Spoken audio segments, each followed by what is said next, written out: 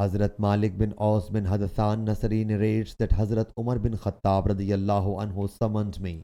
When I reached there, his doorman Yarfa came and said to him, Hazrat Usman, Hazrat Abdul Rahman, Hazrat Zubair, and Hazrat Saad are seeking the permission to enter.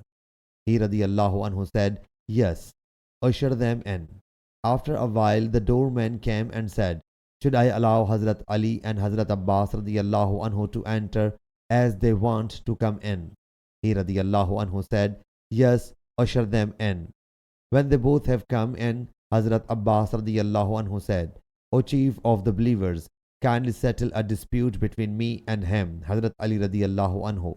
Whereas we have a dispute regarding the property of Banu Nadir, which Allah Jalla Jalaluhu granted His Apostle sallallahu alaihi wasallam as fay. And because of it, there also occurred an exchange of bitter words between us. The other people sitting there also said, O the chief of the believers, settle the issue between them so that they may get satisfied with each other. Hazrat Umar radiyallahu anhu said, Be patient. I adjure you by Allah Jalla Jalaluhu, by whose permission the earth and the heavens exist. Whether you know that Allah's Apostle sallallahu alaihi wasallam said, We don't have any hire. Whatever we bequeath is taken as alms. And he sallallahu alaihi wasallam had said it about himself. All of them said, Of course. He sallallahu alaihi wasallam said thus.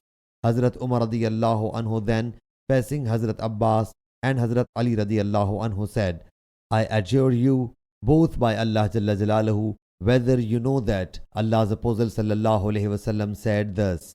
Both of them said yes.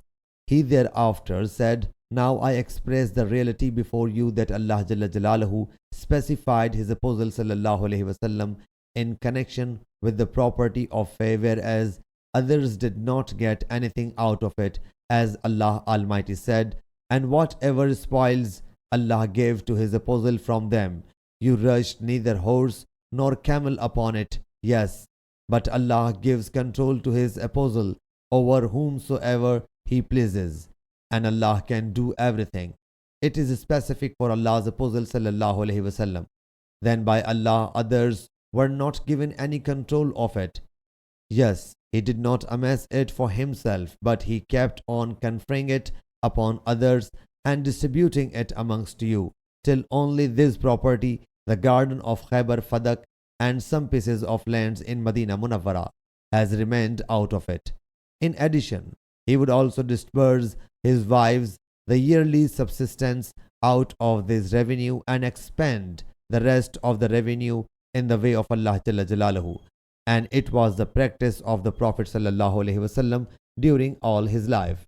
When the Prophet sallallahu alaihi wasallam passed away, Hazrat Abu Bakr radiyallahu anhu said, I am the successor to Allah's Apostle sallallahu alaihi wasallam. So Hazrat Abu Bakr radiyallahu anhu kept that property in his possession and managed it the way Allah's Apostle sallallahu alaihi wasallam used to do. He then faced Hazrat Ali and Hazrat Abbas radiyallahu anhu. He would make complaints against him in this connection and criticize Abu Bakr radiyallahu anhu, though Allah Jalla Jalaluhu is witness to it that he was true, pious, rightly guided and just in this affair.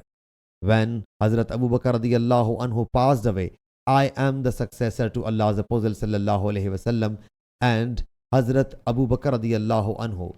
So I keep in my custody for 2 years during my reign, managing it in the same way as Allah's Apostle sallallahu alaihi wasallam and Hazrat Abu Bakr radiyallahu anhu used to do. And Allah Jalla Jalaluhu knows the best that I am true, pious, rightly guided and the follower of the truth in this matter. Then both of you came to me, whereas your cause and case were alike. Thereafter, you, Hazrat Abbas radiyallahu anhu, came to me, and I said to you, Undoubtedly Allah's Apostle sallallahu alaihi wasallam said, We, the Prophets alayhimus salam, leave no hire, and whatever we bequeath is alms.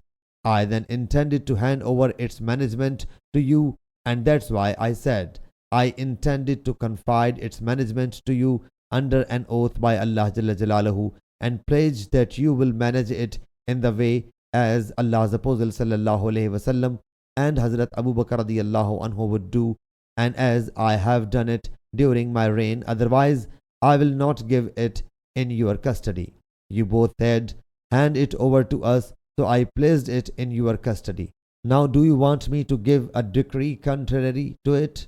By him by whose decree both the heaven and the earth exist, I will not pass any decree other than it on this issue till the day of resurrection. If you don't feel up to managing it, return it to me. I am alone capable enough to manage it. Sahih Bukhari, Hadith number 4033.